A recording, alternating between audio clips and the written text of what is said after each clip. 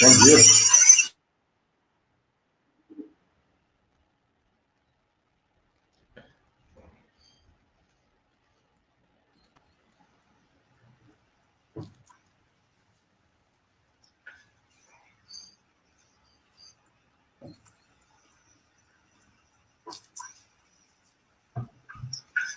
Bom dia, meu nome é Cid Gonçalves Filho e nós estamos aqui para o nosso webinar de marketing ágil.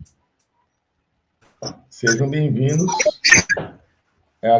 Meu nome é Cid Gonçalves e eu agradeço a todos pela participação e agradeço a FUMEC pela realização e patrocínio do evento.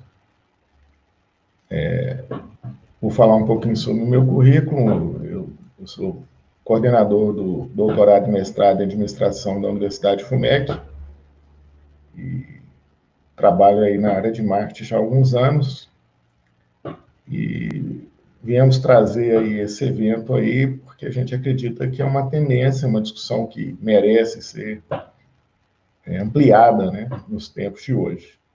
A nossa dinâmica do webinar, nós teremos uma apresentação aqui dos palestrantes. Eu vou falar um pouquinho sobre Agile Marketing, algumas coisas ligadas à teoria de Agile Marketing, para conversar com vocês. O professor Euler vai falar sobre os impactos do marketing ágil na construção de marcas e comunicação. Em seguida, nós teremos um debate, né, e o encerramento do evento. Aí nós estamos abertos aí a comentários. Bom, vou passar agora ao professor Euler para poder falar, fazer a sua apresentação. Bom dia a todos. É um prazer estar aqui. Gostaria de agradecer ao CID e à FUMEC por essa oportunidade, por esse convite da gente trocar algumas ideias aqui sobre o marketing ágil, essa prática que vem sendo cada vez mais adotada pelas empresas. E, bom, falando um pouquinho da relevância, né, desse tema, indubitavelmente, a revolução digital impactou várias indústrias e vários ramos de negócio e várias atividades, revolucionando, por exemplo, os serviços bancários, por exemplo, a saúde, a educação, as telecomunicações e, especificamente, com o marketing e a comunicação, isso não foi diferente. Nós experimentamos aí nos últimos 10 anos um impacto muito forte, uma transformação bastante significativa nas práticas de comunicação, nas práticas do marketing, como as empresas se posicionam perante os seus consumidores e as suas estratégias de comunicação. E, particularmente, tive uma posição privilegiada de acompanhar esse movimento através da minha agência de propaganda, que eu fundei, a Agência Pro, e esta transformação foi acontecendo aos poucos, de uma maneira bastante intensa, e ao longo de 20 anos de experiência na nossa agência, a gente percebeu, pela oportunidade de termos atendidos a mais de 60 marcas diferentes, a empresas de todos os portes, de segmentos completamente diferentes uns dos outros, o quão significativo foi esse impacto. Então, eu gostaria, né, mais à frente, falar um pouquinho, o recorte que eu gostaria de trazer é a minha visão, especificamente, como o marketing ágil vem impactar, nos seus pontos positivos e alguns pontos de atenção, este processo de construção de marcas, que, na realidade, é o princípio fundamental da comunicação e do marketing, no meu modo de entender. Então, mais uma vez, agradeço aí ao convite ao CID pela ideia e à FUMEC pela oportunidade, e eu vou devolver a palavra aqui ao CID, porque ele vai passar um pouquinho sobre as questões dos conceitos fundamentais do marketing ágil, e eu retomo em seguida, tentando fazer esse recorte especificamente voltado para a comunicação e a construção de marca. Então, CID, é com você, Boa sorte aí.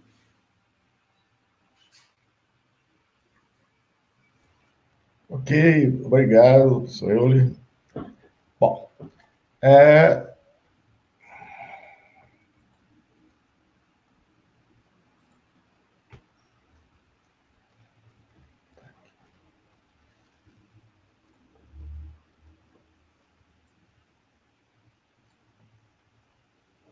bom, primeiro ponto é a motivação do estudo, né? Então, a gente tem aí alguns fatos ocorrendo, um deles é a aceleração da mudança, né? São várias estatísticas, né? Eu gosto do Anzoff, que mostra que essa aceleração começou lá com o Thomas Alva Edison, inventando a lâmpada elétrica, e depois dessa lâmpada elétrica, o negócio acelerou de uma forma muito forte, né? Então, nós temos uma série de coisas acontecendo, né? A inovação disruptiva, né? Com as redes, né? Então, hoje, as redes, né? Elas proporcionam uma possibilidade de crescimento exponencial, né? A lei de Metcalfe mostra a exponenciação do número de conexões entre pessoas através das redes, né? Os modelos de plataformas, né? E essas integrações todas criam uma situação, né? Onde a disrupção ela passa, o crescimento pode ser exponencial à medida que a rede permite um crescimento exponencial, né? E isso, obviamente, gera um desafio de tempo, né? Porque uma coisa que é verdade hoje, ela pode não ser verdade amanhã, né? Segundo ponto, a mudança na comunicação, né? Essa questão toda né, do antigo sofá com batatas, né, das pessoas, 2,5 crianças, o pai e a mãe vendo a novela, né, para uma situação que hoje, né, nós temos uma discussão muito forte em cima da digitalização das redes sociais que hoje estão aí em cima da situação toda, aí, até das fake news, né, de tamanha a sua influência, e obviamente isso muda a questão da experimentação e as possibilidades, então, em cima da gestão dessa comunicação, né? Outra coisa que mudou muito é a comunicação iniciada no usuário, né? O usuário hoje ele inicia a comunicação, ele comunica com outros usuários e através da viralização e outros recursos, né? Isso aí muda totalmente o que a gente tem dito, muda muito o que a gente havia com comunicação no passado. Vou colocar aqui uma pesquisa que foi realizada com 800 gerentes de marketing. Quais seriam os desafios desses gerentes na atualidade, né? Então, o primeiro desafio seria desenvolver campanhas inovativas, né, que realmente se mostram diferentes e impactantes no mercado, né? Então, qual que é essa dificuldade, né? Quantas ideias vamos testar? Como vamos conseguir gerar essas ideias? A segunda seria mover rapidamente para manter essas vantagens competitivas devido às mudanças, né, nos competidores e no próprio consumidor, né? No que se refere à colaboração, né, os gerentes falaram o seguinte: o primeiro problema que nós temos é nós e eles, né? Então, a colaboração é fraca, todas as pesquisas mostram, não só inovação, pesquisas ligadas à inovação, o problema de colaboração é um problema gravíssimo, né, que, quando resolvido, muda muito. Mas a maioria das organizações elas estão organizadas em silos, que são, em geral, defensivos, né, de se defendendo uns dos outros, tentando cumprir, vamos dizer assim, as próprias metas, como se isso fosse possível, né? Então, a gente enfrenta essa questão aí da colaboração. Nós tivemos aí nesse inteirinho aí a parte do marketing ágil, né, do software ágil, do manifesto do software ágil, quer dizer, a parte do software sempre sofreu muito com velocidade, né? Imagine, então, se o marketing sofre, imagina aplicativos e desenvolvimento, né? Quem já trabalhou com isso sabe como é que é.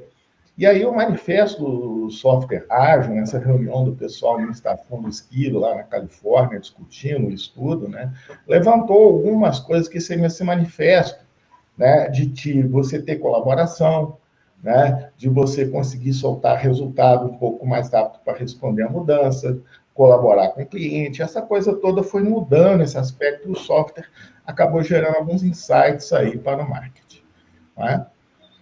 Aí nós vamos falar um pouquinho sobre Lean, né? O que é Lean? Né? Lean significa magro, né? Lean significa fazer o que é necessário.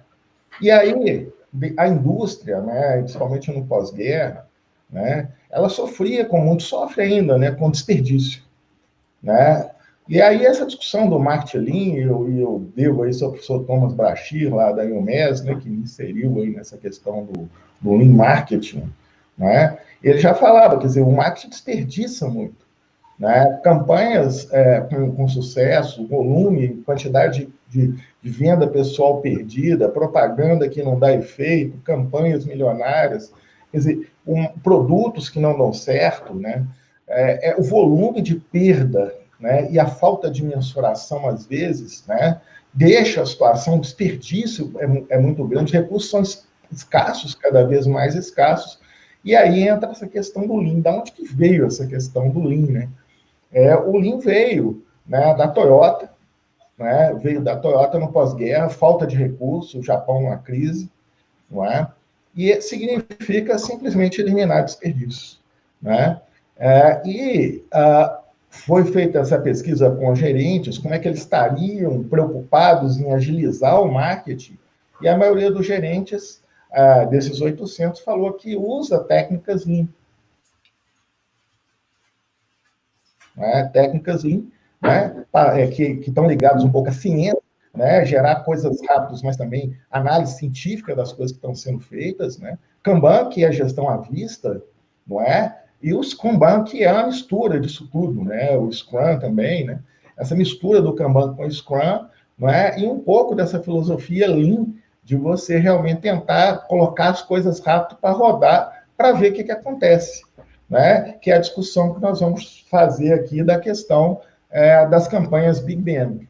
Né, as campanhas Big Bang, que é uma prática comum aí no mercado, né, ou pelo menos tem sido. Né? Então, falando um pouco da metodologia Lean, né, na metodologia Lean nós vamos preocupar com o que gera valor, eliminar desperdício, né, e usar estatística, usar experimentos, usar formas de mensurar as coisas, tentar mensurar as coisas. Não é? E aí nós vamos entrar com os experimentos, nós vamos entrar com hipóteses, nós vamos entrar com pivotagem em cima de produto, pivotagem em cima de canal, pivotagem em cima de campanha, de mensagem, nós vamos entrar com pivotagem para poder fazer experimentos. Nós não vamos simplesmente tentar dar um tiro, né? Nós vamos tentar testar pequenas coisas e aí vamos investir naquilo que começa a dar certo. Né? Então, a pesquisa de mercado, muito tempo passou pela pesquisa exploratória, grupos de discussão, passou por etnografia, depois passou por a questão das surveys, levantamentos com questionários, e a experimentação sempre foi, né, um ponto importante na pesquisa de mercado. Né? E agora a experimentação ela começa a tomar importância. Né? Então, a gente pode falar aí do Sean Ellis, né, do Hacking Growth, né? A gente vai falar um pouquinho do Sean Ellis aqui, não é? Né, que ele vai falar de Product Market Fit, mas vai falar também de Message Market Fit e Channel Market Fit. Né? Mas, às vezes, para você acertar essas coisas, você tem que testar pequenas coisas com amostras, verificar a validade daqueles testes, não é? Porque quem aprende mais rápido, né, às vezes, consegue atingir maior resultado.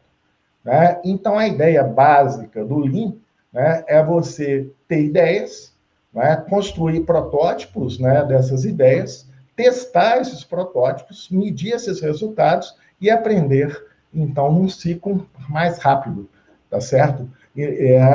Essa questão do aprendizado rápido através de testes, experimentações e hipóteses. Né? Eu coloquei aqui, né, eu ia colocar um artigo de 95, publicado na Harvard Business Review, falando sobre Discovery Planning. Né? Então, nós estamos falando de 30 anos atrás. Né? Esse artigo aqui é recente, publicado aí pelo gerente de marketing, o CMO da Optimizely, que é uma empresa líder na parte de experimentação para marketing. Né? Eu colocar só uma frase, né, que ele coloca o seguinte: um experimento é um esforço para criar dados únicos que outras companhias não têm. Né? Então, quando você faz um experimento, você cria uma ideia, você prioriza e testa aquela ideia, você pode criar um conhecimento ali testado, né, que ninguém tem, né, é só seu, né, e aquilo passa a ser uma vantagem competitiva. Né? campaign that's an incredible success. Everybody knows that it works, but that's like 2% of all the campaigns. The rest, yeah, you never knew. Yeah, okay, so now that you know, you need a capability to actually like iterate your way to the right answer. And that's what we call agile marketing here at Kenshi. We fully believe in it. What is the definition of agile marketing when you're I think, you know, the term comes from agile development concepts in engineering. Because of software, right? It does. And the thinking in engineering is that we shouldn't sit for 6 months or a year to define a product and then spend 6 months or a year building it and then launching it. There's so many things that you learn as you do and as you get the product in the hands of the people that are eventually going to use it, that you need to incorporate that as you go. So the principles of agile marketing are very much about putting a message out there, testing different channels to get it out there, figuring out different ways of putting it out there, and then very quickly being able to figure out what's working, what's not working, and iterate in short sprints. in short sprints. Okay. And we're seeing that the best-in-class marketers are the ones that can do that very effectively and that are learning as they go. Nobody has the answer to it. So the only thing you can hope to do is learn faster than the other guy. Ok. Então, eu coloquei aí um vídeo aí da meusucesso.com, né? Bacana essa série. E quais são os valores, né, do marketing ágil? Não é? Primeiro, colaboração focada no cliente no lugar de silos e hierarquias. Né? Então, a questão do chefe, né, mandar, impor sua opinião sem colaboração entre os setores. O negócio é juntar as equipes, juntar os setores em equipes com tarefas. As pessoas têm que trabalhar juntas, né? Seja no Scrum, seja um time, né? Mas trabalhar juntas, né? Em vez de uma previsão estática do futuro, o futuro é isso que eles querem. Né? Nós vamos descobrir se o caminho, né, ali mostrar que algumas coisas não dão certo, então a rota vai ser alterada, porque nós estamos fazendo experimentos, não é? Em vez de campanhas Big Bang, né, e grandes apostas, né, que aquilo vai dar certo, nós vamos fazer experimentos pequenos. E somente se aqueles experimentos derem certo, nós vamos evoluir para todo o orçamento, para um caminho maior. Né? Então, nós vamos fazer campanhas que são adaptáveis e interativas. Não é? Então, aqui nós temos aqui o processo Waterfall, né, de planejamento e ação, no qual nós fazemos os requerimentos, o design, o desenvolvimento, o teste, né, e a implantação, né, e somente no final nós temos a saída, o resultado só vem no final. Não é? Quando nós pensamos em métodos ágeis, né, nós vamos pegando e rodando ciclos, né, que alguns vão chamar de sprints, né, e esses ciclos vão mostrando resultados. Esses resultados vão nos levando a ajustar o que dá certo e o que dá errado, né, e o nosso outcome no final, né, os nossos resultados são acumulativos, que a gente já começa com resultados antes, né, e depois, então, nós vamos chegando, então, aos resultados finais, mas já vamos dando resultado e testando as coisas. Né? Então, esse gráfico aqui mostra isso. Né? Quando nós trabalhamos no Waterfall, nós fixamos um ponto e vamos tentar chegar naquele ponto de qualquer jeito. Quando nós trabalhamos ágil, nós vamos soltando as coisas e vamos vendo para onde que nós temos que ir para atingir o resultado e a oportunidade que nós desejamos. Né? O Scrum é uma técnica auxiliar que pode ser utilizada. Né? O Scrum ele faz aquela lista de elementos que tem que ser implementados, né? E separa aquilo em ciclos, né, de 15 a 30 dias, e aquele time, então, que vai trabalhar integrado, né, vai trabalhar naquele sprint para começar a soltar funcionalidades e testar hipóteses. Né? Juntando, então, aqui nós temos uma tela aqui do Trello. O Trello é um software de Kanban, né, para você trabalhar sprints e criar gestão à vista, quer dizer, todo mundo sabe o que todo mundo está fazendo, né, naquelas reuniões diárias. A ideia, né, que existem alguns livros de marketing ágil, né, eu vou colocar para vocês, né, nós temos um cachorro sócio aqui da palestra aqui, né, e tem um carrinho de rolimã aqui na porta, que o povo está arrumando. Enfim, então nós temos a equipe integrada, né, do pessoal de SEO, o pessoal do pay-per-click, né, o pessoal de interface, né, de UX, né, juntamente com o representante lá do usuário, né, do customer, que representa o customer, né? Então, nós vamos criar cross-functional, né? Nós vamos criar equipes cross-functional, né? E aí a ideia, em vez de ter uma criação waterfall, né, onde a campanha ou tudo só sai no final, né, nós vamos soltando, né, os releases, né, vamos testando, né, e vamos refinando. Essa que é a ideia. Então, a turma lá, o Shutterland, a turma do Scrum, né, coloca lá que dentro do software, né, a velocidade que isso aí, existem alguns reportes, né, eu vou colocar umas referências, depois vou mandar as referências por e-mail para vocês, de ganhos realmente significativos com implementações de marketing ágil, né? Eu coloquei aqui esses slides aqui do Sean Ellis, lá do Hacking Growth, né, só para provocar, né, essas mudanças, né, de que o sujeito ficava olhando alguma coisa na internet por 8 segundos hoje em dia, nem isso, alguns falam que a primeira impressão ela ocorre em microsegundos, né? Então, cada vez menos o sujeito tem tempo para ler a sua mensagem, e aí nós entramos num problema que provocador, né? Quer dizer, o sujeito coloca lá a propaganda, a campanha dele, guarda suas fotos online, não funciona. Ele muda para compartilhar suas fotos e tem 53 milhões de usuários atrás do aplicativo. Né? O cara faz um site de encontros, para lá, arruma um encontro, não consegue nada. Ajude as pessoas a arrumar um encontro, aparece 29 milhões. Né? Como é que nós vamos fazer isso de outra forma, se não testando em pequenos experimentos? Né? Então, entra a importância. Aqui um artigo da McKinsey, né? Esse artigo eu vou colocar o link lá para vocês. Né? A McKinsey fala de sala de guerra.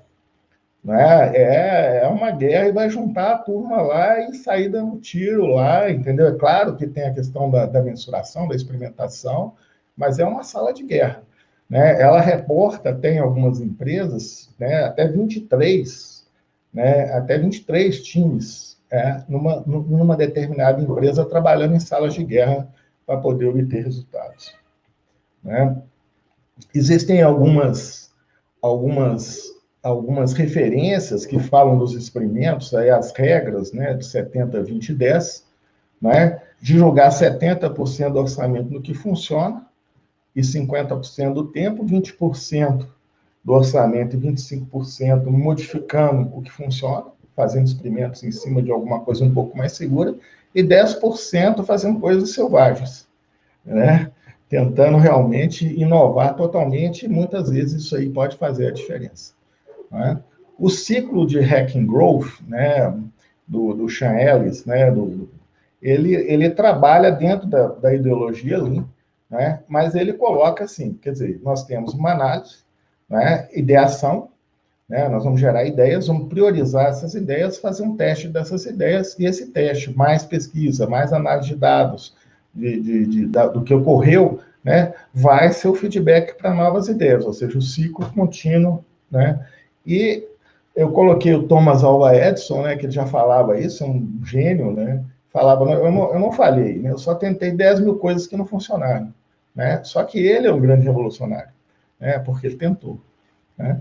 A proporção do Sean Ellis em cima de um organograma de Hacking Growth é uma organização em cima do funil. Né? Então, ele propõe que as equipes, né, estejam em cima do funil. Então, tem um grupo de aquisição, um grupo de ativação e um grupo de retenção. Né? Se esse grupo de aquisição não conseguiu ter aquisição, então, infelizmente, o grupo, né, ele só tem essa tarefa.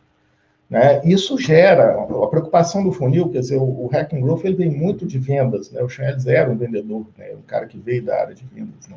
Então, por isso, o foco das equipes em cima do funil, em cima de resultado. Né?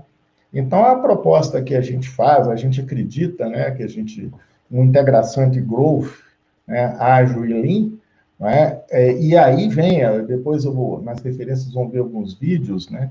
A questão da colocação do plano, né, o plano flexível, que eles chamam de plano, o plano ser realmente uma diretriz, e não ser uma pedra, uma coisa engessada.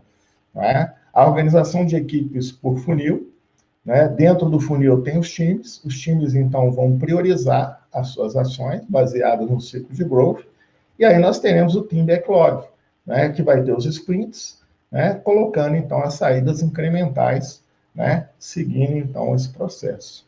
Always testing new approaches, right? You have several tests going on right now. We probably have, I would say, every channel manager at any time is managing, I would guess, between 5 and 10 tests of just their channel. But the interesting thing is, sometimes there are the unintended consequences of doing something in one channel to the experience somebody has somewhere else. So you don't want to optimize the channel, you want to optimize the whole system. And so many at times that means that you're going to see the deliverability rate on your emails go way down. Well, your email manager doesn't really like that, but it's actually a good thing for the overall product because more people are finding out about something. Lots of times you have to make those trade-offs, and you're never done because, well, the test that you ran a month ago may actually perform differently now because a competitor's done something different, or you've changed the other user flow. So you have to remain, I guess, passionate about solving the problem and accepting of the fact that it's never going to be solved. Why? Então, esse é o símbolo da Evernote, né? E ele coloca aqui em cada canal, quer dizer, no Facebook, no LinkedIn, né, no Google Ads, ele tem 5 a 10 experimentos rodando ao mesmo tempo, né? E à medida que o experimento, então, dá certo, então ele pega e joga aquilo, dinheiro lá, joga orçamento, explode aquela campanha e começa a testar mais 10, né? Então, um processo contínuo, né, e correndo atrás aí da questão. Eu queria agradecer, então, a vocês aí pela oportunidade e vou passar, então, a palavra ao Soiler aí para fazer a sua apresentação. Vou mudar os slides aqui. Bom, Cid, obrigado. Vocês me ouvem bem? Me ouvem bem, Cid? Eu vou passar os seus slides aqui, só um instantinho. Perfeito. E vou mutar aqui o carrinho de rolimão. Em questão de quarentena e fazer lives em quarentena, tem a participação de sócios aí, né, como esse cachorro, né? Depois você tem que dar o crédito para ele também da participação dele.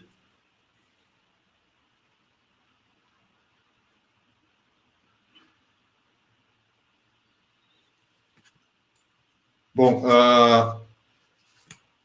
essa questão do marketing ágil, o enfoque que eu gostaria de traçar aqui, o recorte, como eu já antecipei, qual que é o impacto desta metodologia ou dessa filosofia no sentido da construção de marca. E, primeiramente, eu queria dar um passo atrás para poder falar sobre construção de marca, porque, curiosamente, dentro da minha experiência e do contato com diversos empreendedores e diversas empresas, notadamente aquelas que são startups ou que atuam na área de tecnologia, este conceito de construção de marca, por incrível que pareça, não é uma questão, um senso comum. Então, em primeiro lugar, do que nós estamos falando aqui, né, especificamente de construção de marca? Basicamente, nós estamos falando de um ativo intangível que as empresas possuem, que é a sua marca, e que, através delas, você pode gerar uma diferenciação também não tangível e uma conexão emocional com seus consumidores. E por que fazer uma construção de marca? Ou por que gastar o seu tempo pensando numa construção de marca?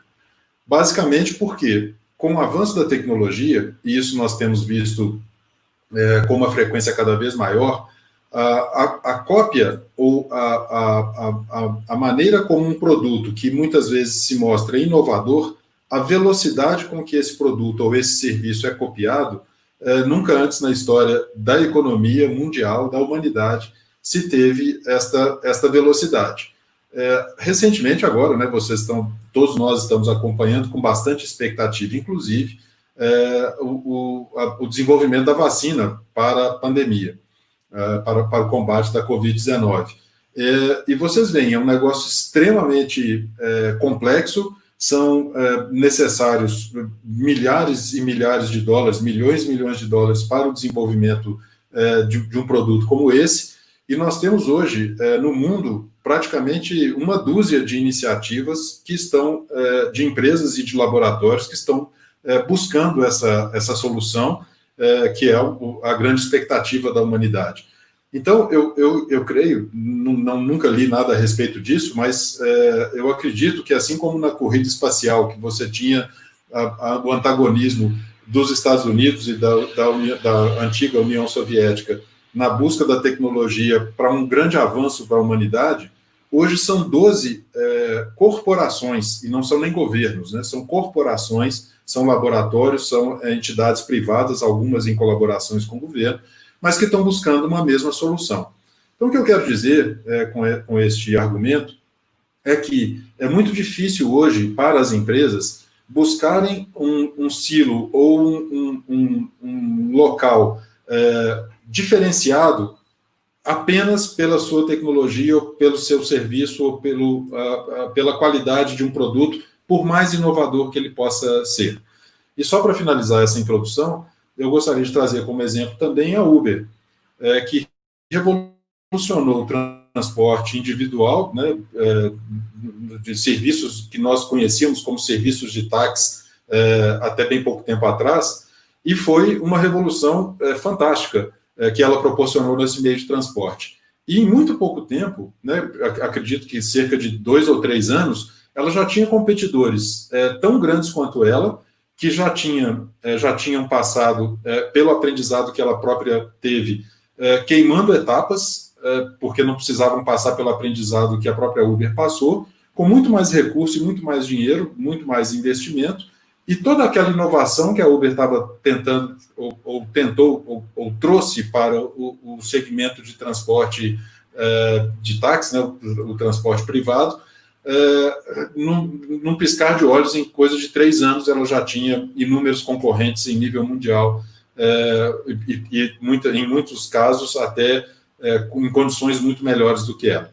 Então, o que eu quero traduzir com isso é esse sentido de que existe especialmente em alguns empreendedores que eu tenho contato, especialmente em startups, esta crença de que muitas vezes o meu produto, por mais revolucionário, por ele ser tão revolucionário, ou por ele ter características tão inovadoras, eu não preciso me preocupar com construção de marca.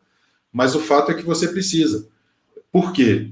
Porque rapidamente você será copiado, se o seu negócio for bem sucedido, se o seu produto ou seu serviço tiverem uma boa aderência após o lançamento, e neste momento, quando você for copiado e todas as empresas tiverem mais ou menos a mesma proposta de produto ou de serviço, o que vai fazer a diferença para a escolha do consumidor no seu serviço ou no seu produto é justamente a marca. E por isso a relevância da discussão da construção de marca.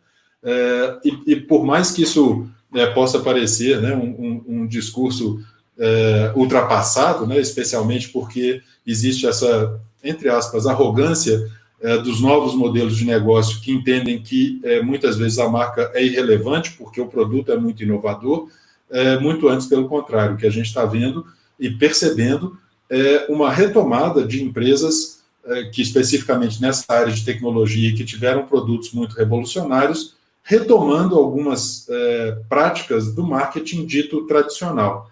Haja visto que o maior crescimento, especificamente no Brasil, que nós tivemos no ano passado, em termos de setores, foi o crescimento de empresas que nasceram digitais e que agora estão investindo em TV paga, em TV aberta e crescendo o seu share de compra de mídia de uma forma bastante intensa. Então, na verdade, nós estamos falando de uma convergência de uma série de meios, mas a construção de marca tem o seu papel nesse sentido. E se puder passar, Cid, por favor, a transparência, o slide. E a questão é que quando a gente está falando de marcas, né, e de posicionamento de marcas, quando nós estamos pensando nas nossas empresas, nos nossos produtos e como que eles estão no mercado, de fato, nós temos uma suposição de que as pessoas, os consumidores, pensam muito mais em marca do que, na verdade, elas pensam. Na grande verdade, as pessoas, quando estão fazendo, por exemplo, uma compra no supermercado, nós que, vamos supor, que somos fabricantes de chocolate, imaginamos que quando o consumidor chega na frente da gôndola do chocolate, ele vai ali gastar 20 minutos escolhendo, olhando as embalagens e procurando quais são as características de um produto ou de outro, para depois fazer a escolha dele. Só que, de fato, isso não acontece. Pesquisas indicam que o tempo médio de escolha nas categorias quando o consumidor está no supermercado, é de 8 segundos. Ou seja, em 8 segundos eu escolho qual o macarrão que eu vou comprar, eu escolho qual chocolate eu vou comprar, eu escolho qual a carne e eu escolho qual a cerveja. Não existe um processo extremamente racional e com tempo dedicado, fora, eventualmente, algumas categorias que são mais específicas, que elas dão prazer na compra do consumidor, mas a compra utilitária, a compra do dia a dia, na grande maioria das categorias, ela acontece de uma forma muito imediata. Então, isso pode parecer contraditório. Como que eu estou falando de construção de marca, se na realidade a compra do consumidor ocorre, ou a escolha do consumidor ocorre em tão pouco tempo? Mas é justamente aí que a construção, as marcas bem construídas fazem a diferença. Se puder passar, por favor, Cid, o próximo slide. Então, se de um lado essa profusão de marcas, ela complica, acrescentando mais uma camada de escolha do consumidor, por outro lado, se eu tenho um bom trabalho de construção de marca e de comunicação, e eu estou presente na mente do meu consumidor, o fato é que eu trabalho como, a minha marca vai trabalhar como uma curadora na escolha daquela categoria. Então, se eu já tenho uma boa imagem de uma determinada marca numa categoria, se eu já tenho uma predisposição favorável e eu a encontro disponível no ponto de venda, junto com outras 20 marcas, isso me dá uma segurança mental e uma tranquilidade mental de busca daquela marca com a qual eu estou familiarizado e com a qual eu tenho uma simpatia. E se a minha experiência de consumo for positiva, eu vou praticamente criar uma âncora mental em relação àquela marca, naquela categoria, que vai me nas minhas compras futuras, na maioria das categorias nas quais eu consumo. Por quê? Porque a mente não quer nossa mente não quer ter trabalho de a cada item do supermercado que nós vamos comprar, eu ter que fazer escolhas a cada vez que eu vou no supermercado. Então, esse é o papel da construção de marca. Esta é que é a relevância da construção de marca. E trazendo o paralelo para o exemplo anterior, que eu estava falando dos aplicativos de transporte, hoje você tem disponível no smartphone 5 opções diferentes de serviços de transportes com os quais você pode optar.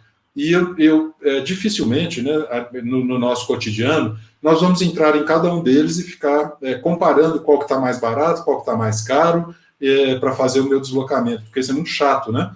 Então, eu vou fazer a escolha normalmente por aquela que eu tive uma familiaridade e uma simpatia por aquela marca e que, somado a isso, eu já experimentei e tive uma boa experiência. Então, a partir desse pressuposto, dificilmente eu vou, por uma questão de comodidade e de tranquilidade mental, eu vou mudar o meu hábito ou a minha escolha do aplicativo de transporte, a não ser que eu tenha bastante tempo, né, e a cada vez que eu for usar, eu possa fazer essa escolha. Por favor, Cid, se puder passar. E aí, o que o marketing ágil tem a ver com tudo isso? Em primeiro lugar, é muito importante destacar que, no meu entendimento, e pela experiência que nós temos também em atender e participar de diversos projetos de comunicação, de diversas marcas, de diversos setores diferentes, o marketing ágil ele traz uma grande contribuição para a comunicação e a construção, o processo de construção de marca, que foi o aspecto bastante ressaltado na apresentação do Cid, que refere-se à questão da experimentação, do teste. Ou seja, se a lógica até bem pouco tempo atrás de uma campanha de comunicação ou de construção de marca partia do princípio de que nós tínhamos grandes campanhas que demandavam bastante tempo de planejamento e de execução, e era um Big Bang, né, conforme o Cid mencionou, agora nós estamos falando de uma outra lógica, que não funciona mais através desses picos de campanhas onde eu tenho uma grande exposição da marca e depois eu desapareço por um determinado tempo, e depois eu volto e depois eu desapareço. A lógica que nós tentamos hoje desenvolver com os nossos clientes e que tem se mostrado bastante efetiva é uma lógica de plataforma, onde nós vamos construindo essa audiência ao longo do tempo. Eventualmente, como eu vou explicar um pouco mais à frente, existem alguns picos de algumas campanhas que são feitas e elas são necessárias, mas o mais importante é que existe uma constância de exposição da marca durante todo o tempo, e não só nesses espaços esporádicos. E isso foi possibilitado pela acessibilidade que as plataformas digitais deram às marcas, no sentido de você conseguir fazer campanhas e conseguir fazer comunicação com relativamente baixo investimento. Isso, desta maneira, possibilitou às marcas que tenham uma constância na sua comunicação, coisas que não aconteciam nas campanhas tradicionais de marketing, e essa constância ela também gera engajamento e gera crescimento da audiência. Por isso, essa lógica da plataforma. Então, essa é a base de todos os trabalhos que nós desenvolvemos como ponto de partida da comunicação, das campanhas de posicionamento e de construção de marcas. E, nesse sentido, eu gostaria de ressaltar ainda na questão do marketing ágil, que ele permite, e o Cid trouxe este exemplo de uma forma bastante clara, das grandes empresas hoje fazerem diversos testes em diversas plataformas para saber o que funciona e o que não funciona, o que gera uma grande experimentação. Obviamente, há um risco nessa prática, que é a da dispersão. É daquilo de eu ter uma série de iniciativas acontecendo ao mesmo tempo. Se isso não for muito coordenado, nós vamos ter diversas iniciativas e, ao final, eu já não sei mais o que deu certo e o que não deu. Mas se isso for tiver um planejamento e essa prática for bem executada, essa experimentação é muito bem-vinda, porque você pode experimentar numa plataforma, isso funcionar e você migrar para essa experiência bem-sucedida para outras iniciativas e para outras plataformas.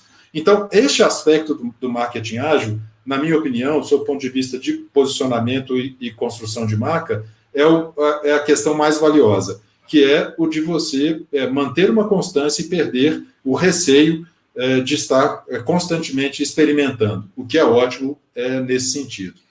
E o outro ponto de atenção que eu gostaria de trazer também para o marketing ágil é que nós estamos falando de uma metodologia que ela é muito bem definida e funciona muito bem, mas ela é uma metodologia situada no nível tático da empresa, ela não está no nível estratégico. Ou seja, ela pressupõe que você tenha tido, antes da sua aplicação, a fase da estratégia da marca. Porque o marketing ágil, se bem definido e bem alinhado com essa estratégia anteriormente definida, ele tem muitas chances de fazer com que a sua comunicação, com que a sua campanha seja muito bem sucedida. Porém, se ela não funciona atrelada a um planejamento anterior estratégico bem estruturado, ela, na verdade, pode funcionar muito mais como uma dispersão, como eu disse, onde você tem diversos esforços em diversas frentes diferentes e o resultado pode não ser aquele esperado. Então, esse é o principal ponto de atenção que eu gostaria de trazer, né, em relação à metodologia ágil. Cid, por favor. E aqui existe uma tradução exatamente dessa questão. A agilidade ela é muito importante, né, que é a atitude e que ela deve funcionar. O Cid mencionou isso também na apresentação dele, e eu concordo plenamente, que as empresas mais bem-sucedidas hoje, em suas estratégias de marketing, não só de comunicação, não são aquelas as maiores empresas, elas são as mais ágeis. E o que nós temos visto hoje, e eu vou citar aqui só como exemplo a Tesla, fabricante de carros elétricos, ela hoje é a montadora mais valiosa do mundo. Na semana passada, ela ultrapassou a Toyota em valor de mercado, superando 210 bilhões de dólares em termos de valor de mercado. O detalhe é que ela produz menos de 5% do que... ela tem menos de 5% do share mundial de venda de carros. No entanto, ela é a montadora mais valiosa. Significa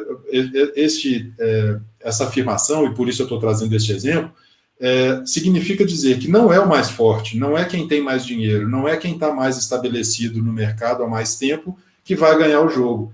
E mesmo em termos de tecnologia que a Tesla hoje lançou, não seria difícil para as grandes montadoras como a Toyota, como a Mercedes, ou como a BMW, ou como a Volkswagen, terem desenvolvido a tecnologia de carros elétricos. Mas o problema não era o dinheiro e nem a tecnologia, era uma aposta do que iria acontecer no mercado em relação ao comportamento do consumidor. E essas grandes montadoras, vendo o preço do petróleo e vendo que o petróleo estava barato, né, cada vez mais barato, elas não se preocuparam em gastar dinheiro ou gastar os seus recursos no desenvolvimento do carro elétrico. Então, a Tesla, hoje, ela é uma empresa extremamente ágil nas suas ações de mercado e na sua comunicação e na sua construção de marca. Mas isso foi fruto de uma antecipação, de um planejamento bastante detalhado, de tendências e uma aposta numa tendência de mercado que o consumidor iria migrar para o consumo de carros elétricos. Então, isso ressalta o ponto que eu trouxe anteriormente, da necessidade de que, para a adoção bem-sucedida do método ágil em nível tático, você necessariamente precisa ter passado por uma etapa predecessora, que é a do desenvolvimento de uma estratégia robusta, de uma estratégia nos quais os objetivos e metas da sua empresa, da sua marca, precisam estar muito bem expressos. Por favor, Cid. E a resposta está no conteúdo. Né? Muito se questiona hoje a questão da mídia de massa, que a mídia de massa não tem mais efeito, porque as grandes plataformas digitais vieram a suplantar, porque hoje ninguém assiste mais TV, e isso não é verdade. A gente precisa olhar essas afirmativas com um pouco mais de cuidado. Em primeiro lugar, tirando o foco da discussão entre o meio e o conteúdo. Uma questão é a discussão do meio, e a outra questão é do conteúdo.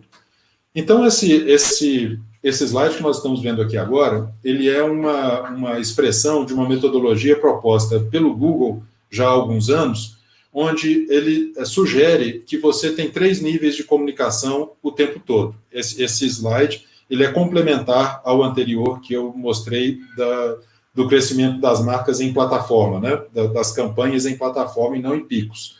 E ele sugere que você tem 3 níveis de comunicação que estão aqui expressos em inglês, que são esse nível mais baixo, que é o que ele chama de help, esse nível intermediário, que ele chama de hub, e o nível mais alto desses picos, que ele chama de hero. E ele diz o seguinte, basicamente, que você precisa combinar esses 3 níveis de comunicação para que sua marca seja construída de um modo geral. Esse framework foi desenvolvido para vídeos, né, para campanhas de vídeo no YouTube, mas, no meu entendimento, ele funciona para lógicas de campanha de um modo geral. Então, por favor, Cid, se puder passar. Então, aqui ele descreve um pouco mais o que é o help, o hub e o hero. O help é o quê? É aquela comunicação constante de manutenção que nós estamos basicamente respondendo às perguntas e aos anseios do nosso consumidor. O hub, por sua vez, ele é um pouco mais sofisticado, ele já é a entrega de um conteúdo mais interessante para que as pessoas possam recorrentemente voltar e começar a engajar de uma maneira mais efetiva para a sua marca. E o hero são as grandes campanhas. É realmente aquele momento onde eu preciso expandir e dar conhecimento da minha marca para mercados que muitas vezes eu não tenho explorado ainda, ou seja, o crescimento da base de conhecimento da minha marca, de uma maneira bastante criativa, com o objetivo, com o intuito de atrair a atenção e o interesse das pessoas. Grande parte delas, inclusive, que não fazem parte do meu nicho de mercado atual, ou seja, de buscar novos mercados e de atrair a atenção de pessoas que não fazem parte ainda da minha base de clientes ou de seguidores. Por favor, Cid. E como exemplo, eu estou trazendo aqui a questão do conteúdo, né, tirando um pouco o foco da mídia. Esse ano nós estamos experimentando uma série de questões bastante inéditas em relação a diversas questões em função da pandemia. Mas, especificamente, os hábitos de audiência me chamaram muito a atenção em alguns aspectos. O primeiro deles é quando a gente está questionando mídia de massa, como que é possível eu ter um argumento contrário à mídia de massa quando este ano, né, até numa fase pré-pandemia, que a gente conseguiu, o que a gente conseguiu, força de expressão, é que a TV Globo, através do programa Big Brother, entrou para o Guinness Book com 1 bilhão e 500 milhões de votos no paredão final, no final do programa. E quando você transporta isso para os hábitos de consumo, também, obviamente, bastante, e aí sim, impulsionados pela pandemia, mas mesmo em dados de 2019, o tempo que as pessoas estão consumindo conteúdo gerado pela TV aberta, no caso do exemplo que eu estou trazendo da TV Globo, ele aumentou em 2019. O que mudou foi o hábito, né? Ou seja, como o Cid também destacou no início da apresentação dele, o hábito agora de consumo do conteúdo da TV aberta, ele não acontece através de pessoas sentadas no sofá, a família toda comendo pipoca e tomando Coca-Cola e assistindo a novela das 8. Mas esse conteúdo é consumido em diversas plataformas e é gerado e consumido em plataformas digitais próprias e de terceiros, onde esse conteúdo acaba circulando e acaba sendo propagado. Por favor, Cid. E aqui, também um ponto de atenção, que quando nós estamos falando que tudo agora está migrando para o digital, existem hoje, por estimativas das últimas pesquisas, cerca de 45 ou 46 milhões de brasileiros que são considerados analfabetos digitais. E ao lado aqui você está vendo uma pesquisa recém-publicada pela Economist, onde coloca um ranking de acessibilidade à internet em vários países, e o Brasil, a despeito de estar entre talvez as 12 principais economias do mundo, o Brasil aparece em 34º lugar neste ranking de acessibilidade à internet. E tem várias explicações para isso, que vão desde a infraestrutura de acesso às pessoas da rede de banda larga, até a questão do próprio aparelho de smartphone ou do aparelho digital, que é o mobile, que é o grande vetor de acesso à internet nesses países. Então, quando nós estamos falando de uma estratégia de construção de marca, é muito importante a gente pegar estes exemplos que vêm de outros países, como, por exemplo, e só se conversa no digital, por exemplo, nos Estados Unidos e na Europa, em termos de comunicação em marketing das marcas, porém, isso não pode ser transposto para o Brasil de uma forma imediata, porque se nós o fizermos, nós estamos, de imediato, tirando do nosso radar ou da construção da nossa marca cerca de 46 milhões de habitantes do nosso país, que é bastante representativo em termos da população, né, do tamanho da nossa população. Por favor, Cid. Então, esses eram os pontos que eu gostaria de trazer. Agradeço mais uma vez ao Cid pela oportunidade. E eu não sei, o Cid é que está acompanhando, se temos algumas perguntas ou não, alguns debates, não sei se há algum aspecto específico que o Cid gostaria de ressaltar, e coloco à disposição para que a gente possa fazer uma conversa aqui agora. Estamos abertos a perguntas, né? O nosso chat está aberto. Se vocês quiserem fazer alguma pergunta aqui no grupo, ou depois por e-mail, do jeito que quiserem, mas está aberto aí o debate.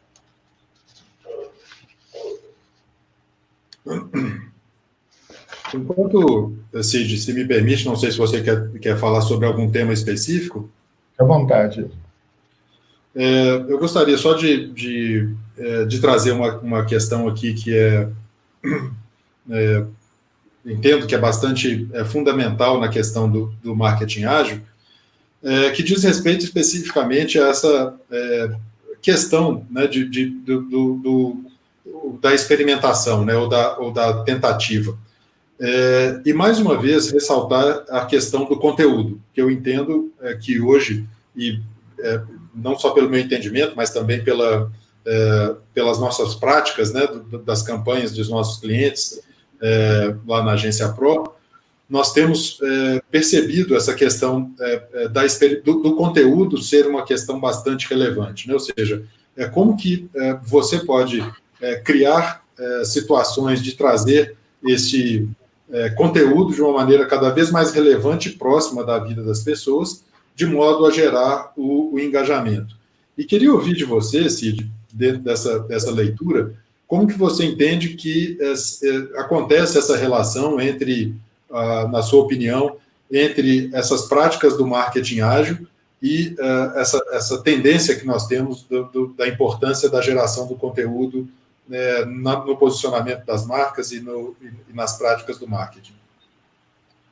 Bom, o marketing de conteúdo, ele tem tomado importância por causa da economia que ele gera, né, em cima do inbound, né, e a mídia própria, né, o marketing de conteúdo, ele está ligado a você criar mídias próprias, recursos próprios, né, você passa a ter sites, blogs, né, passa a ter recursos que são um patrimônio da empresa, né, o investimento em marketing de conteúdo, ele é um investimento de médio e longo prazo, né, que vai acabar gerando uma referência, a empresa pode ser uma referência naquele setor, né, uma vez que ela responde às perguntas do cliente ou ela atende aqueles clientes nas informações que ele gera, né? Então, nós temos empresas aí como a Rock Content, Resultados Digitais e outras, que chegam a ter mais de 20 mil clientes, visitas, né, gratuitas, né, praticamente em cima do Google, né, por mês, valores que em nível de pagamento significariam 100 mil reais de propaganda paga por mês ou mais, não é?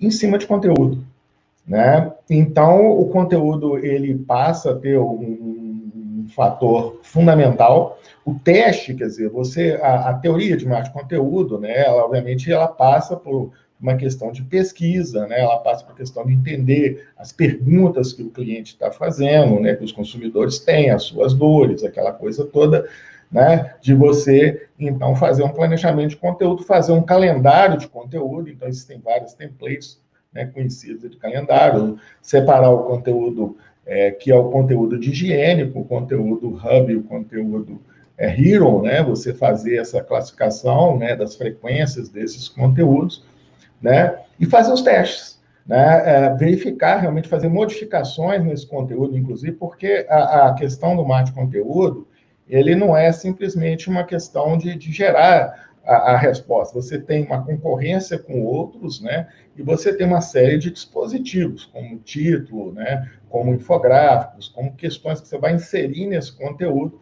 para poder, então, você conseguir ser aquele que responde e virar referência, né, naquele setor, né? Além de toda a amplitude que ele tem, né, mas é uma estratégia fundamental na construção de marcas e, obviamente, você fazer mudanças, como nós já vimos aí, né, é recomendado, né, você acompanhar essas métricas, né, para você, então, sintonizar esse marketing de conteúdo seu com o cliente, com os usuários, com os consumidores. Nós temos algumas perguntas aí, né? Como você coloca o cliente, essa questão de experimentação, né? Então, eu posso responder aqui, né? Por favor, eu falo em seguida. Existem, primeiro ponto é o seguinte, né? Existem várias teorias em cima de sprints, de você, né? A teoria do Scrum original, né? Você tem um Product Owner, né? Você tem o cara que seria referência no produto, que ele está no time. Então, teoricamente, você teria um representante do cliente lá no time, entendeu? Óbvio que, se você pegar o Sean Ellis, que é o do Hacking Growth, o Sean Ellis trabalha desde pesquisa tradicional básica, conversar com o cliente frente a frente, fazer entrevista de coisas básicas, até métricas sofisticadíssimas, estatísticas, você está entendendo? Usando testes multivariados de teste ABC, D, Y, K, entendeu? Quer dizer, na hora que ele fala de usar dados, ele não vai falar assim, eu vou pegar uma métrica do Facebook aqui, entendeu?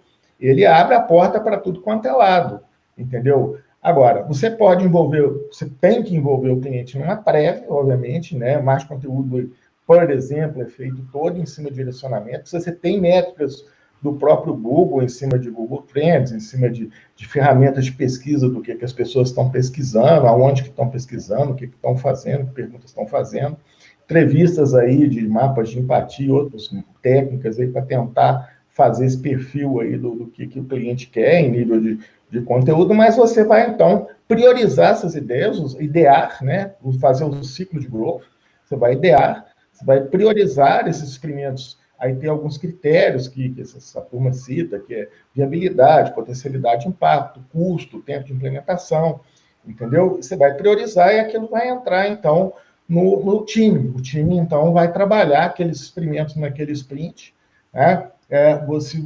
Obviamente, o básico é você ter métricas, porque você cria por exemplo, eu vou criar aqui, eu tenho 3 possibilidades aqui de conteúdo para um determinado negócio. Então, eu posso colocar as 3 páginas, direcionar 1/3 dos usuários para cada página, entendeu? E analisar as métricas e tirar 2 do ar. Como eu posso fazer 3 campanhas no Instagram e mandar 300 posts para cada pessoa, eu tenho um erro estatístico de 6%, eu posso mandar 400 com erro estatístico de 5%, e aí eu pego o post que deu certo e excluo os outros 2, e começo a botar dinheiro ali, mas só que eu não vou parar. Né? No dia que eu botei aquele, o povo está pedindo no mercado, entendeu? Eu já estou gerando mais 5. Como o cara está vendo, está gerando mais 5. É claro que eu não vou, né, pegar o Euler falou um negócio, eu vou passar para você. O Euler está ficando mexendo na cadeira lá, tá? Estou falando demais. Mas, assim, é claro que... E aí você, só para encerrar essa resposta, a Google, lá na Google, nos investimentos deles lá, eles fazem sprint com o cliente dentro do sprint. Entendeu? Ele joga o cliente dentro do sprint. Os sprints finais de validação de ação, eles têm um número pequeno de clientes que antes da campanha, antes do produto, antes do app ir para o ar, né, uma série de clientes participaram do time, entendeu? Dentro da empresa, no Google Ventures, né, ali olhando essa questão. Agora, é claro que quando você fala de aplicativo digital, né, você vai pegar, eu faço lá uma landing page, né, o negócio, eu vou ali mudando o negócio na hora. Quando você fala de um carro, já não é tão rápido mudar. Uma campanha digital mas se mudar um produto, carro, né, já não é um negócio tão simples assim. Né? Então, é claro que você tem, vamos dizer assim, o Product Market Fit, você tem o Channel Market Fit, você tem o Message Fit, e não está ali no Chaelis, mas você tem o Brand Market Fit, entendeu? Não tenha dúvida, entendeu? E lá atrás, obviamente, você, né, quando eu botei aquele slide lá atrás tem um plano que está escrito lá, proposta de valor, posicionamento da marca, né? É claro que eu não vou engessar aquilo ali, mas se a proposta de valor for 0, meu amigo, né, não tem campanha que resolva. Fala aí, primeiro, só para esclarecer ao pessoal que está nos ouvindo, né, que eu não estou vendo as perguntas aqui, o Cid é que está comandando, então ele é que está vendo as perguntas, então eu peço que ele direcione a discussão. Mas voltando à pergunta que chegou, de colocar onde que está o cliente, né, nessa questão, também dando um passo atrás, existe uma característica muito relevante no marketing ágil e na metodologia Scrum, que é bastante relevante, que eu não mencionei, que o Cid passou por isso na fala dele, e que eu gostaria de ressaltar, que talvez responda essa pergunta do cliente, que é a metodologia pressupõe equipes multidisciplinares analisando o mesmo problema. Então, se nós estamos falando de uma estratégia de marketing, por exemplo, de um lançamento de um produto, a prototipagem desse produto, no método tradicional, ele funcionava até quando a gente esgotava os argumentos ou as hipóteses que nós entendíamos que fossem as embasadoras do desenvolvimento do produto, prepararíamos a fábrica para aquele determinado produto, uma linha de montagem para aquele produto, e iríamos lançá-lo na expectativa de que ele desse certo e, obviamente, até fazendo alguns pré-testes com alguns clientes. Mas o que o método ágil traz para o marketing, especificamente no lançamento de produto, é a possibilidade de você prototipar de uma forma muito mais ágil do que no sistema anterior. Explico. Hoje, com tecnologias como internet das coisas, impressoras 3D, onde você pode modelar um determinado produto que não existe, você pode fazer pequenos lançamentos desse produto E antes de esperar que o produto atinja a perfeição, você vai lançando e vai aprimorando. E mais uma vez, voltando ao exemplo da Tesla, motivado pelo comentário que o Cid acabou de dizer, que, por exemplo, a construção, para o lançamento de um carro, isso é mais difícil, mas a Tesla fez exatamente isso. E uma das frases que mais me impactam do Elon Musk, que é o fundador da Tesla, é que ele diz o seguinte: o sucesso do desenvolvimento dos carros da Tesla é porque ele quebrou um paradigma da indústria automobilística. Enquanto a indústria automobilística queria colocar um motor elétrico dentro de um carro, ele colocou roda num computador. Isso pode só parecer uma frase de efeito, mas existe uma inteligência tão grande nessa concepção do produto. Por quê? Quando ele está falando de colocar a roda no computador, ele está trazendo todas as funcionalidades que hoje existem nos smartphones e no computador para um carro. Inclusive, à noite, quando você estaciona o carro na sua garagem, ele tem o sistema operacional dele atualizado. Então, o carro passa a ser um bem que começa a ter atualizações constantes, independente de você comprar um novo modelo do ano seguinte. Então, você vai lançando, incorporando novas tecnologias no carro, e você digitalmente pode baixar isso para quem comprou o carro há um ano atrás. Isso é simplesmente fantástico, porque quebra uma lógica da indústria automobilística completamente. E você passa a ter um computador com rodas que a cada dia, ou a cada semana, ou a cada mês, ele é um produto melhor. Ele vai sendo constantemente aprimorado pelas atualizações tecnológicas que ele vai passando. Então, eu entendo que esse é uma melhor tradução dessa questão do marketing ágil e colocando o cliente em primeiro lugar na experimentação. Eu posso fazer essa experimentação com a venda também, né? Como a Tesla achou essa saída de vender o produto, testar o produto, ver as opiniões do cliente e, a partir disso, fazer esses aprimoramentos constantes no produto, né? Isso eu acho simplesmente fantástico. Mas volta a bola para você aí, Cid. Euler, tem mais uma pergunta aqui. Nós combinamos aí de não nominar as pessoas que estavam fazendo as perguntas, né? Mas sim, eu vou dar boas-vindas aqui ao professor Admir Borges, lá da FUMEC. Você deve conhecê-lo, né? Claro. E ele fez a pergunta aqui, o seguinte: segundo a Sprout Social, 86% dos consumidores acreditam que as marcas transparentes são muito mais importantes hoje. Pergunto: será que isso seria possível se traduzir em intenções de compra efetivamente? Você quer começar? Bom, acredito que sim, a resposta é sim. Inclusive, no meu blog, né, vou fazer aqui um pequeno, um jabazinho aqui do blog Marca Ganha Jogo. Se quem não conhece, está convidado a ir lá conhecer. Eu postei recentemente um artigo, semana passada, ou 15 dias atrás, falando sobre a verdade das marcas. E a pergunta acho que vai muito nesse sentido, né? Hoje existe uma cobrança, que eu não sei até que ponto que esse movimento terá efeito e será consistente, das pessoas, dos consumidores, cobrarem das marcas uma posição clara sobre os dilemas que nós enfrentamos diariamente. Um desses exemplos, né, é a questão da onda que nós percebemos hoje, né, em relação ao racismo no mundo, pelo episódio acontecido lá nos Estados Unidos, que deu origem a uma série de movimentos no mundo inteiro.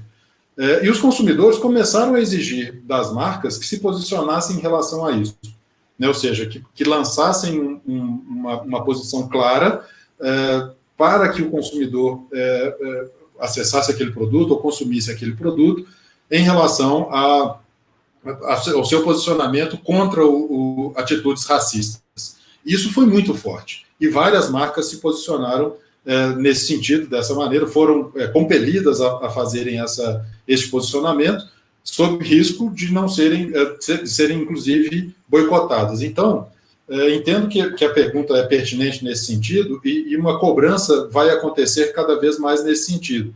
E ainda como outro exemplo, nós estamos vivendo agora, né, a questão do meio ambiente no Brasil, bastante questionado, tudo que está acontecendo em relação à nossa política ambiental e a imagem que o Brasil está passando para o mundo, isso já está se refletindo nos negócios. né? Ou seja, obviamente isso vai chegar lá na ponta e estamos vendo associação de consumidores na União Europeia, notadamente na Alemanha, mandando manifestos para as grandes redes de supermercado não venderem produtos brasileiros que não tivessem a certificação de serem ambientalmente responsáveis. Então, que sim, né, essa transparência vai acontecer e é preciso que ela aconteça de uma forma cada vez mais efetiva, e os consumidores vão cobrar isso das marcas de uma maneira bastante intensa de agora em diante para esses grandes dilemas. Agora, a medida entre a cada novo fato a marca ter que se posicionar ou ela ter que se posicionar em grandes temas é que é o divisor de águas, né? Porque também a marca ela não está ali para ficar se preocupando sobre tudo que acontece na nossa vida, porque isso não interessa muitas vezes, em muitos casos. Mas os grandes temas, eu acho que sim, respondendo a pergunta do Admir, aliás, um abraço, também eu entendo que possa sim, onde isso vai ser cada vez mais cobrado, né? E as marcas precisam responder. Eu vou só complementar aqui, eu acho que essa mudança na pandemia, essa tendência já vinha, entendeu? Ontem mesmo eu estava com um artigo aqui sobre comportamento ético das marcas, né? Tem uma pesquisa que nós estamos fazendo aí no mestrado, que é com relação a influenciadores digitais, e a gente está trabalhando a questão da autenticidade, porque a gente fez uma pesquisa em algumas agências, com um outro aluno, Lucas, e ele começou a revelar essa questão o sujeito sentir que o que está sendo dito é verdade, entendeu? Que existe uma fundamentação de verdade em cima do que a marca está falando, que a comunicação está falando. E as agências estão falando isso, entendeu? Conforme a pesquisa do Lucas, né? Então, a gente vê esse crescimento desses... E agora, nessa questão da pandemia, talvez até mais, né? Então, acredito aí, né, que aí seja uma coisa extremamente relevante, tomando importância, e nós vamos ter que entender isso aí, entendeu? Para poder ter sucesso, nós vamos ter que entender esse consumidor novo. Porque, vou dizer para você, tem muitas empresas que estão enfrentando dificuldades muito grandes, entendeu? Desde locadoras de automóveis, entendeu? Passando por outros negócios, que vão ter que reentender esse consumidor desde o produto, entendeu? Passando aí pela questão de como essa mentalidade, eu tenho notado isso, a gente dá aula, a gente lida com alunos, né? E esses alunos mudaram. As pessoas que eu tenho lidado ultimamente, elas têm mudado de opinião, entendeu? Mudado de posição, mudado do que... Né? Essa pandemia são mais meses aí. Queiramos ou não, são mais meses. E a reflexão de mundo que a gente vai ter, né? Acho que ela vai mudar um pouco, né? Então, nós temos que entender isso aí também. Eu acho não tem dúvida.